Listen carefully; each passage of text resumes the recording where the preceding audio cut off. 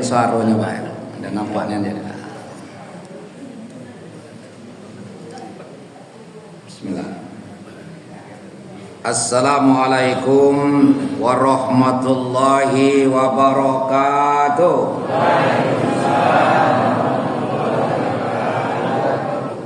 Alhamdulillahi rabbil alamin, arrahmanir rahim, maliki yaumiddin, walladzi khalaqal insana fi ahsani taqwim, wa arsala Muhammadan sallallahu alaihi wasallam bil huda wa dinil Islam. Asyhadu an la ilaha illallah wa asyhadu anna Muhammadan abduhu wa rasuluh. Allahumma shalli ala Muhammad wa ala ali Muhammad. Amma ba'du, faqala Allah ta'ala fi kitabihil karim.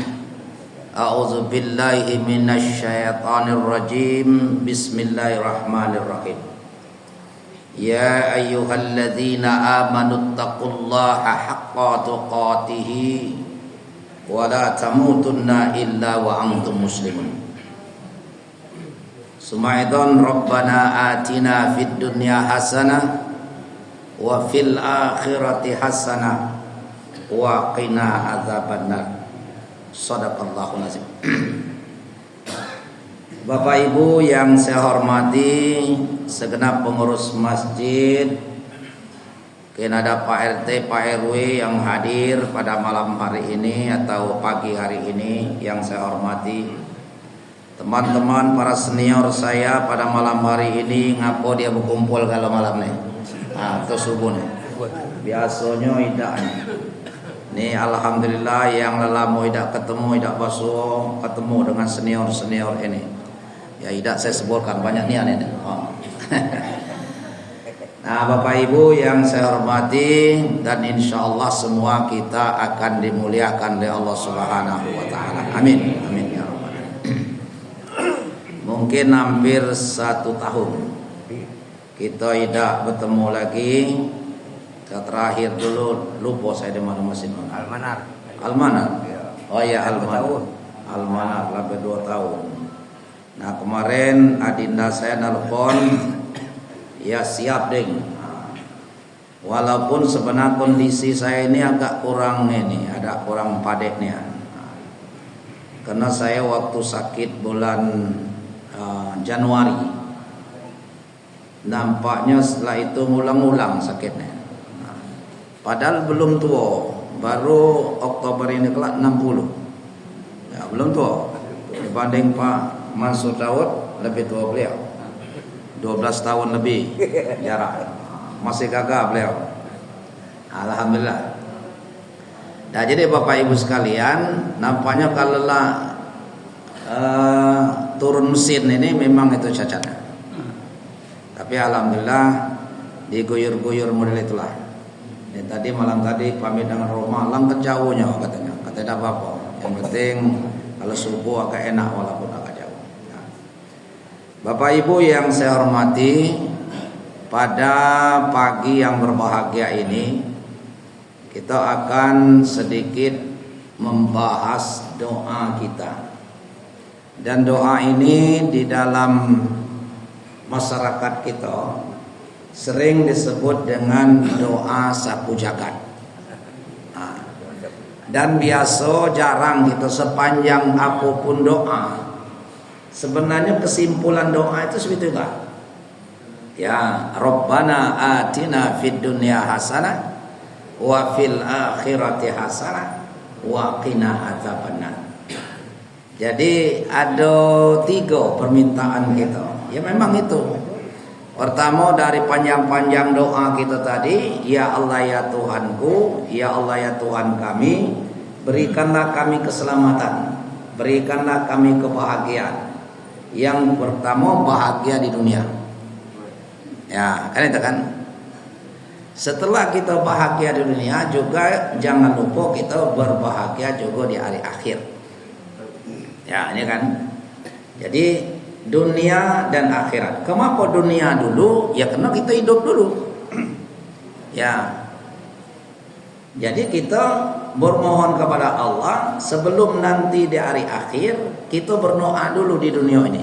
Jadi salah kalau orang, sudahlah banyak ego mencari harta, nak kebahagiaan dunianya, penting di akhirat nanti. Yo kalau di akhirat nanti memang bahagia, kalau lebih celaka lagi, itu apa lagi? Nah itu.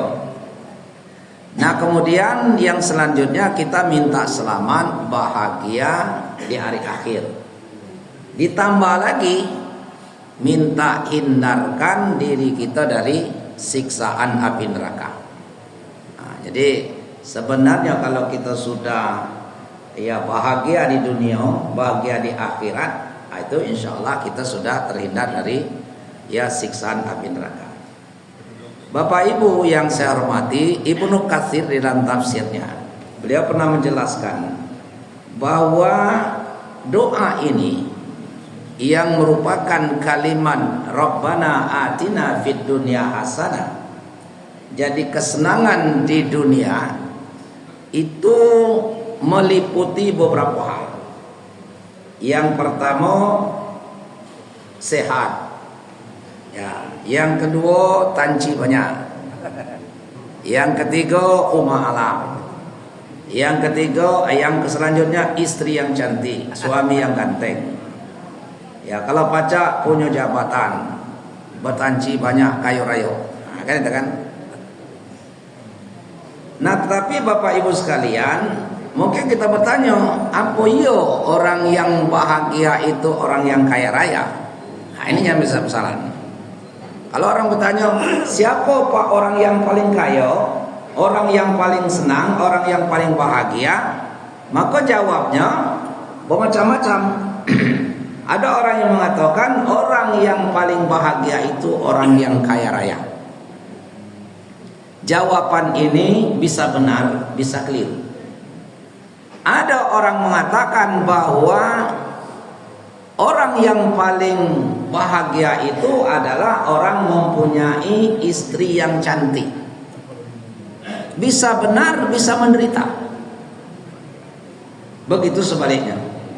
Siapa yang bahagia? Istri yang bahagia ada apabila dia mempunyai suami yang ganteng, duit banyak, kalau pacak pejabat pula.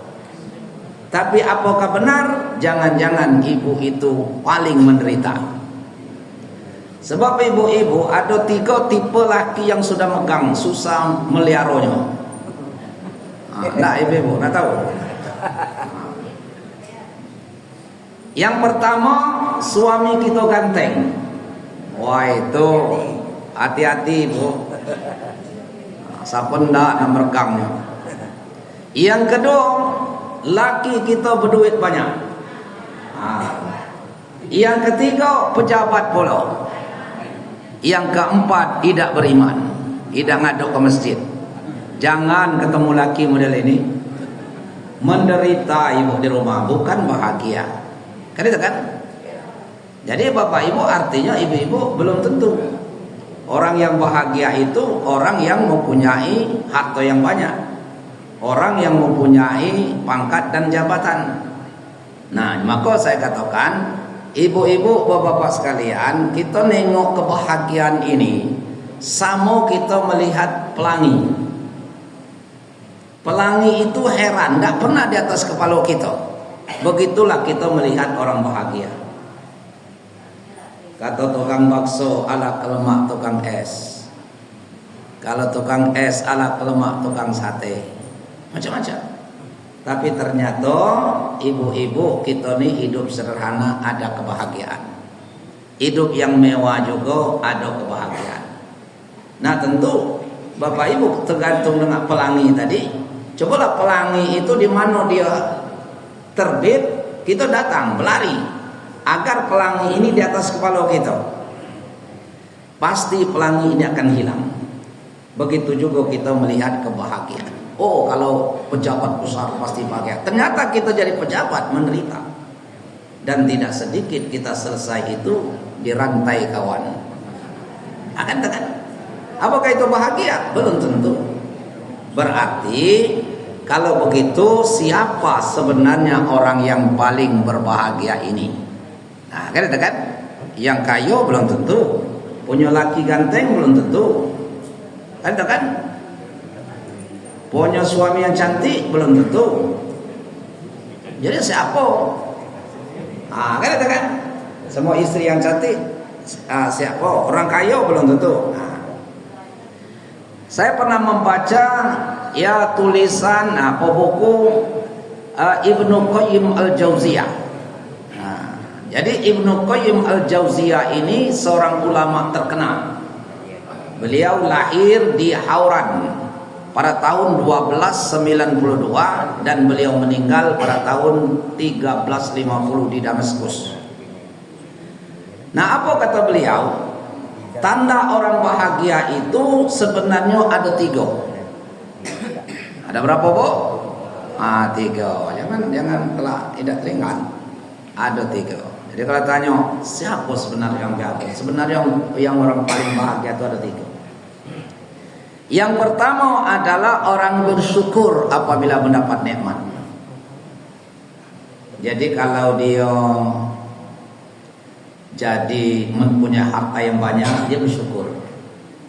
Kan itu kan atas nikmat itu.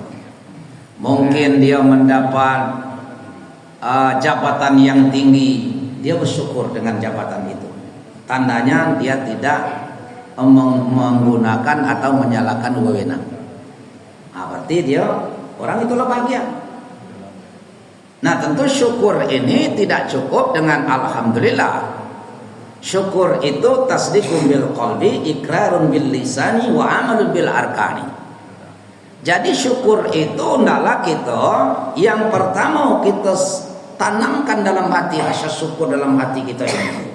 Bersyukur alhamdulillah saya mendapat nikmat. Kemudian yang selanjutnya kita ikrarkan dengan ucapan alhamdulillah. Nah, itu biasa kan? Tapi tidak cukup. Tapi hendaklah kita diamalkan dalam perbuatan sehari-hari. Cak mana cara mengamalkan rasa syukur ini? Dalam ayat yang amat pendek, inna a'tainakal kautsar fasholli lirabbika wanhar. Kata Allah, lah banyaknya kesenangan kal kausar. Ya, dalam mengartikan surga. Kal kausar, kesenangan yang telah kuberikan kepada kalian oleh karena itu syukuri. Apa yang telah kuberikan itu atau nikmat yang telah kuberikan itu dengan cara fasholli lirabbika. Dirikan sholat. Kemudian wanhar, kurban. Kurban dalam artian luas, kurban dalam artian sempit. Dalam artian luas terlalu lama kita nunggu 1 tahun. Tapi ada kurban dalam artian sempit. Anfiqu min thayyibati ma kasabatum wa mimma akhrajna lakum minal ardh. Jadi kita menafkahkan sebagian daripada rezeki kita ke jalan Allah. Baik namanya infak, namanya sedekah, ya kecil ataupun besar, kata Pak Yulisman tadi, yang penting ikhlas. Nah, kan itu kan besar kalau tidak ikhlas, ngutuk habis itu nyesal pula. Ya kesal pula aku bersedekah tadi, nak balik, tidak ada lagi belanja. Nah, jadi kesal, kadang-kadang kesal semua hidup. Nah, itu apa ya? Nah, ini tanda kita berkorban yaitu secara umum. Nah, ya kan? Jadi bicara mau menafkahkan sebagian daripada rezeki kita ke jalan Allah. Yang selanjutnya adalah mendirikan sholat, bukan ngerjakan sholat. Nah, sebab kitanya masjid banyak ini ngerjakan sholat. Ya sholatnya rajin, maksiatnya juga pun guyur. Nah, ngapa orang ini baru tingkat mengerjakan sholat. Lihat kita di dalam ayat-ayat Allah, aqimus sholat, dirikan sholat. Ya, aqimis salata liduluki syamsi ila ghasaqil laili wa qur'anal fajri inna qur'anal fajri kana masyhuda. Dirikan, bukan ikmalis sholat. Dirikan sholat. Apa bedanya orang mendirikan sholat dengan orang yang mengerjakan sholat? Nah, tentu sangat berbeda. Kalau orang mengerjakan sholat, itulah sholatnya rajin, tapi maksiatnya pun guyur. Sholatnya rajin, judi rajin, mabuk-mabuk rajin, maling dikit-dikit juga rajin, maling banyak mana murian. Kan itu kan. Berarti orang ini baru tingkat mengerjakan sholat. Tapi kalau kita sudah tingkat mendirikan sholat, menerjemahkan sholat dalam kehidupan. Jadi mulai angkat takbir, ngapa kita angkat takbir itu begini tangan kita, bukan semini, ya, atau bukan begini. Nah, apa lainnya? Allah. Nah, coba kita kalau nak ditangkap polisi, apa ada kita pakai ini? Amat cepat ditangkap kawan. Tapi pas kita, ampun Pak Polisi, ampun. Tidak perlu, ampun Pak Polisi, ampun. Nah, itu cepat ditembaknya tuh. Karena kamu kita ampun pakai tinju. Tapi kita kenapa? Ampun, ampun. Nah, Allahu Akbar, Allah yang Maha Besar.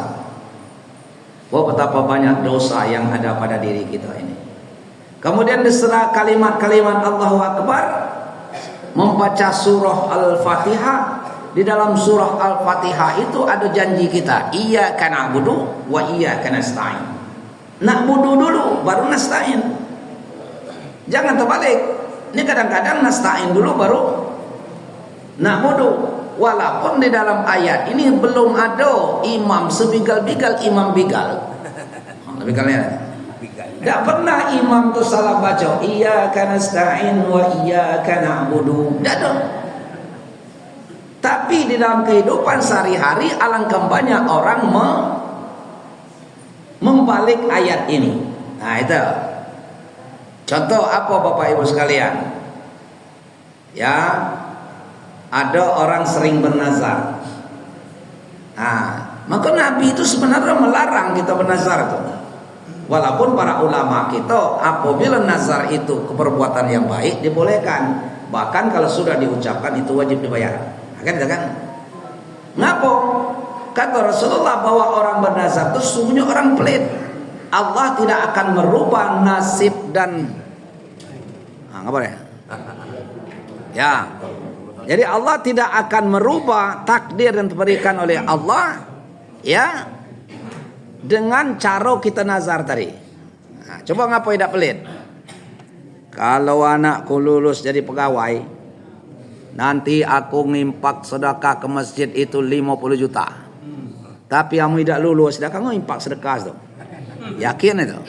Nah, kadang-kadang Bapak Ibu setelah selesai atau setelah lulus nyesal pula. Nah, duitnya tidak ada. Alah kalau kebesak dan nak infak kemarin nak 50 juta nian. Sebenarnya anak saya itu kan, mulai dikaji. Anak saya itu walaupun tidak pakai nazar masih juga kelulus. Tadi di mana? Di mana rumusnya Bapak anak Bapak lulus? Ya cobalah, enggak 10 peserta lagi 5. Dah masih lulus lah. Akhirnya menyesal.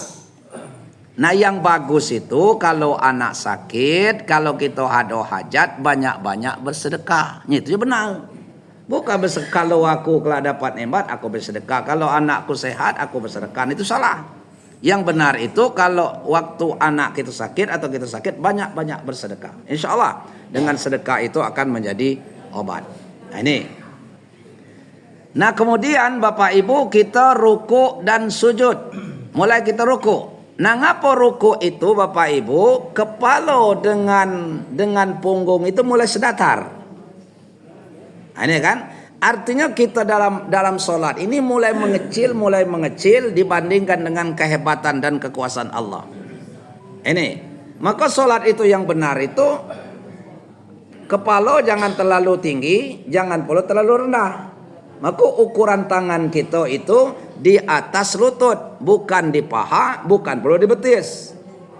Kalau di paha, kalau bahasa Serawai itu ngecelagak. Itu amat nengoknya. Kalau di betis nengkulung. Itu. Yang benar adalah di atas, sehingga sedatarlah antara kepala dengan punggung. Kemudian sami Allahu liman hamidah, Allahu akbar, kita sujud. Di mana tempat kepala yang terhormat ini? Ternyata di tempat yang paling rendah, sedangkan punggung kita adalah naik. Maka tidak ada kita waktu sujud itu nelungkup. Apa ada kita sujud nelungkup? Tidak. Kenapa? Jangan sampai kepala ini lebih rendah daripada punggung. Tidak, punggung naik. Padahal kita tahu punggung itu apa kerjanya bagi. Ada kan? Cobalah ibu-ibu, kalau kita orang duduk, kita punggung kita di depannya, tidak sopan kan? Tapi kalau muka sama muka, atau orang jabatan tangan, punggungnya kita letakkan di depannya, jadi tersinggung. Nah, jadi kepala kita ini adalah merupakan yang terhormat. Nah, maka dengan kita sujud ruku ini akan menimbulkan manusia yang tawadu. Tawadu itu artinya rendah hati, bukan rendah diri. Memang rendah hati ini ada 3 macam. Jadi ada 3 macam rendah hati ini. Ada yang baik, ada yang ya baik sekali, ada yang baik, ada yang buruk. Ternyata rendah hati ada yang buruk. Ada yang namanya tawadu. Rendah hati ini tidak milih, tidak pakai musiman. Tidak milih, ini orang kaya ini harus tawadu, ini pejabat harus tawadu gitu. Tidak. Dengan siapa aja dia. Jabatan tangan dia tatap muka orang itu. Jangan kita jabatan tangan cek ini. Kok kapan sini? Matanya ke situ, jabatan tangan sini. Itu orang tidak tawadu namanya. Itu namanya tawadu, rendah hati yang tidak memilih-milih waktu. Tidak ada musiman. Yang kedua Bapak Ibu sekalian namanya tamaluk. Tamaluk ini rendah hati dari bawah ke atas. Rendah hati anak dengan orang tua, wajib kalau mau berkah hidup. Rendah hati murid dengan guru, wajib. Maka Imam Ali pernah berkata, siapa pernah mengajarkan aku 1 alif saja aku siap jadi budak. Ada 1 alif belum sampai ke bawah. Nah, ini kita kadang-kadang 6 tahun diajari guru kita, pas kita tamat dikatakan kita bekas. Siapa itu bekas guru aku dulu itu? Lah kayak enak dengannya bekas subuk. Maka tadi cocoklah dengan istilah adinda saya, ya kepala man pada masanya. Kan itu kan? Tidak ada mantan tuh bekas. Tidak lemak dengarnya Pak. Manusia tenaya. Mantan ini. Mantan apa? Why? Kalau mantan orang jahat mesti mending juga kan? Ini mantan orang ilu, mantan ustadz anang itu. Itu pada. Jadi ada istilah, ya kepala kanwil pada masanya, gubernur pada masanya. Kan itu kan? Jangan belum ustadz pada masanya. Pasti kini tidak pakai ustadz lagi dia. Jadi itu bahasa yang sama. Memang betul. Tidak ada kita mengatakan bekas, apalagi guru. Itu guru bekas guru.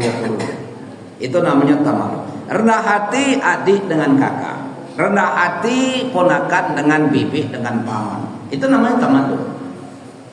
Tapi ada rendah hati yang dilarang, itu namanya tazallul. Rendah hati para penjilat dan rendah hatinya musiman. Ya, musim kapan? Minimal 5 tahun musimnya. Tahulah bapak-bapak terjemahnya. Kalau sedang musim bukan main. Halo dang. Mau ini pakai dang ladang ini. Selama ini tidak tertutup nama aku. Kau mau pakai dang dengan aku? Iya, udah mau kena. Nah itu. Nah maka orang yang nama tazallul ini adalah orang yang hina. Dia rendah hati kapan mau ada naknya. Kira-kira musiman. Nah maka itu bukan hasil daripada sholat. Nah mudah-mudahan kita termasuk orang yang mendirikan sholat, bukan orang yang mengerjakan sholat. Kan itu. Yang kedua kata beliau, siapa orang paling bahagia itu? Yaitu orang yang sabar apabila mendapat ujian dari Allah. Nah itu orang paling bahagia, sabar. Tapi sabar ini Bapak Ibu ngeceknya murah. Sabar sana. Apalagi kami ustad-ustad nih keliling atau sabar tiap malam menjuru orang sabar. Pas dia kena musibah, tidak pula sabar pula. Kan itu kan. Nah maka walaupun kami penceramah, bila kami kena musibah itu butuh pertolongan, butuh nasihat. Tawasabil haqq wa tawasabil sabr. Jadi saling gitu Pak. Tidak ada dia, itu guru kita, tidak perlu kita nasihati. Masa dia guru kita, dulu aku belajar ngaji kayak dia, tidak usah nasihati. Sebab manusia benar tidak selalu benar. Dia pasti ada kekeliruan, pasti orang tersebut ada kekhilafan. Nah maka kalau dia salah, wajib kita nasihati. Tapi cara menasihati orang, terutama dalam kebenaran, tidak boleh di muka umum ditujukan kepada pribadi. Kata Imam Syafi'i, kalau kamu menasihati seorang di muka umum, sebenarnya kamu bukan nasihat, kamu adalah menghina dia. Ya, contoh Bapak Ibu, seandainya kita ini penjudi, ada ponakan kita ngundang kita ke masjid malam ini, apa itu pagi ini? Ya, Paman, ngapa? Subuh besok datang ke Masjid Al-Isra. Kebetulan saya ceramah. Wah, oke. Karena kau ceramah, aku ikut. Duduklah di sudut. Bapak Ibu sekalian, kata kita, jangan sekali-kali main judi. Tidak ada orang kaya kena judi, bahkan akan melarat. Contoh, paman aku nih. Kita tunjuk paman kita nih. Sengaja dia pagi ini aku undang dia. Ya, dulu siapa yang tidak tahu pamanku dia, orang yang terkaya di Bengkulu ini. Mobilnya banyak, segala merek, mulai dari BMW sampai ke BMW. Aduh. Apalagi rumahnya bertingkat-tingkat. Ada kolam, dalam kolam ada kolam lagi, kolam renang kolam ikan. Sedang berenang dicetutnya ikan. Kata kita kan, kini apa? Wah, kinilah bangkrut. Ngapo? Ya, karena dia bangkrut, karena kena judi. Nah, kita kecekkan di depan. Sebenarnya kita bukan nasihat, tapi justru kita menghina dia. Nah, kecuali dalam kesabaran boleh kita sebutkan. Itu kerjaan kami di tabligh musibah, boleh kita sebutkan, kita kumpulkan anak-anaknya, kita kumpulkan keluarga, karena tujuan taziah itu tabligh musibah itu adalah kepada keluarga. Akhirnya kan boleh kita sebut-sebut anak-anaknya, istri suaminya atau istrinya kita sebut apa? Nah, karena itu bukan dalam kebenaran. Nah, tapi kalau kita dalam kebenaran, bapak kita salah tetap kita nasihati, anak kita salah kita nasihati. Jangan mentang-mentang bapak tidak kita nasihati. Kalau anak boleh bertingkat-tingkat, kita halusi dulu, kita pegang pundaknya, masih juga melawan, agak kita keras sedikit, kita beliti mata, masih juga melawan, ancam. Nah, bapak peringatkan sekali lagi, kalau kau tidak juga berubah, siapa keluar dari rumah ini, cari dalam bapak lain. Oh, kata gawat ini. Tapi kalau bak kita jangan, bak aku peringatkan sekali lagi, kalau bak juga tidak berubah, silakan bak keluar dari rumah ini, aku akan cari bapak lain.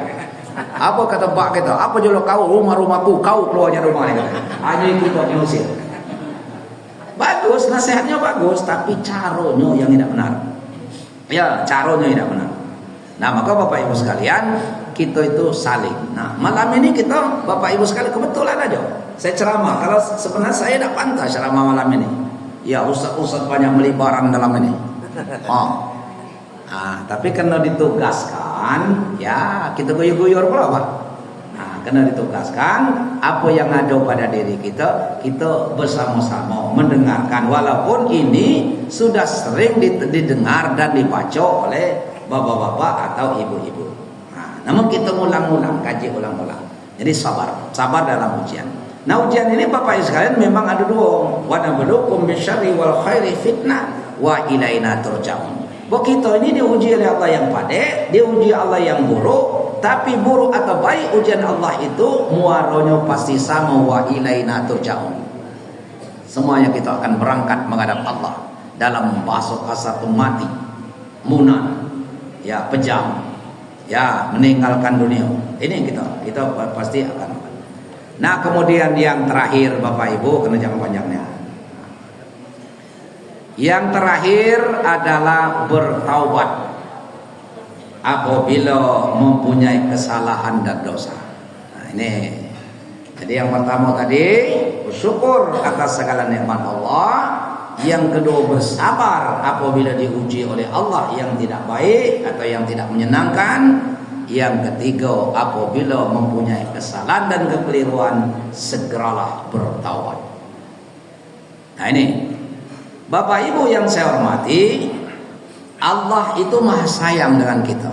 Allah itu maha menerima taubat, maaf dari kita. Nah, oleh karena itu kalau kita punya kesalahan, punya dosa, jangan putus asa.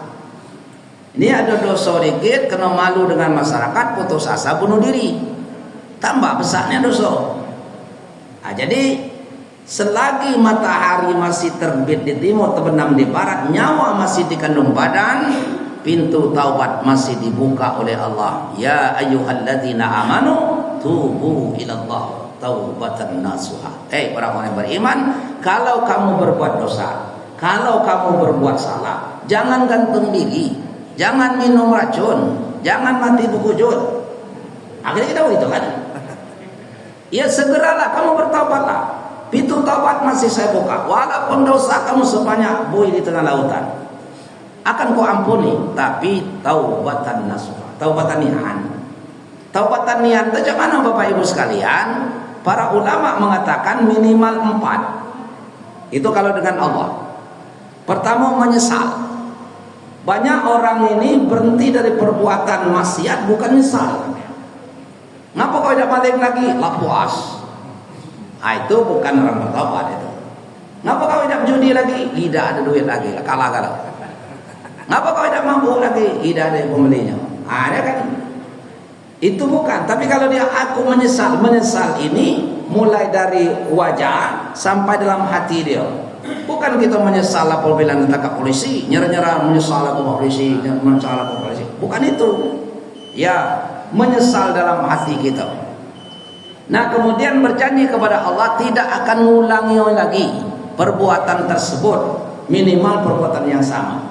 Ini ya Allah Tuhanku, aku tidak akan maling lagi, berjanji ini ya Allah, kecuali terdesak. Masih tidak ada kecuali. Pokok kapan saja apapun yang terjadi, pokoknya aku tidak maling lagi. Jadi itu kan. Nah, kemudian mohon ampun kepada Allah. Bermohonlah ampun kepada Allah. Terserahlah cara bermohon ampun, terserah. Yang penting kita dengan sungguh-sungguh mohon ampun. Kemudian yang terakhir adalah mengganti perbuatan yang buruk tadi menjadi perbuatan yang baik. Banyak orang menyesal, berjanji kepada Allah tidak akan mengulang lagi, kemudian sudah minta ampun, tapi belum ada perubahan, belum ada penggantian berbuat buruk tadi menjadi berbuat baik. Belum kita tengok ke masjid, belum tengok sholat, belum tengok puasa, tapi memanglah berhenti nih, curi lah tidak lagi dia lah bertaubatnya kata kawan, tapi belum ada tanda-tanda menukar atau mengganti perbuatan buruk dengan perbuatan baik. Nah, maka sesungguhnya orang itu belum bertaubat. Tapi kalau kesalahan manusia ditambah 2 taubatnya. Pertama, minta maaf yang bersangkutan. Yang kedua, kalau itu ada bertemu benda, bendanya dibalikkan. Jangan aku sendalnya dimalingkan. Siapa aku minta maaf ya kalau kesalahan. Tidak tahu sendalnya dibalik malam tadi. Ya cuman cara? Siapa aku minta maaf. Sendal kau kehilangan kau. Yo, aku minta maafnya. Kemarin aku ngambil salambi. Dah bawa kita katakan salambi ini dia ya. Terserahlah kayak kau dengan sendal ini dan sepatu ini, mau kau lemparkan ke mukaku terserah aku pokoknya nih. Mau kamu laporkan ke polisi sebagai tanda bahwa aku mencuri, silakan aku terima. Nah, maka kalau kamu memaafkan alhamdulillah. Nah, setelah dimaafkan, bendanya dibalikkan, baru taubatnya diterima. Allah ACC. Nah, tapi yang cara kita sekitar belum. Nah, Bapak Ibu sekalian, saya kira itu aja yang perlu kita sampaikan. Tidak usah terlalu panjang, tidak usah terlalu lama, sebab kita ini lah paham kalau apa yang saya sampaikan ini, tapi sekedar mengingat lagi. Mudah-mudahan apa yang saya sampaikan ini ada manfaatnya. Atas segala perhatian Bapak Ibu, saya ucapkan ribuan terima kasih. Lebih dan kurang saya mohon maaf. Kalau ada sumur di ladang, mari kita menumpang mandi. Andai kata umur kita masih panjang, insya Allah kita belum akan mati. Billahi taufiq wal hidayah. Assalamualaikum warahmatullahi wabarakatuh.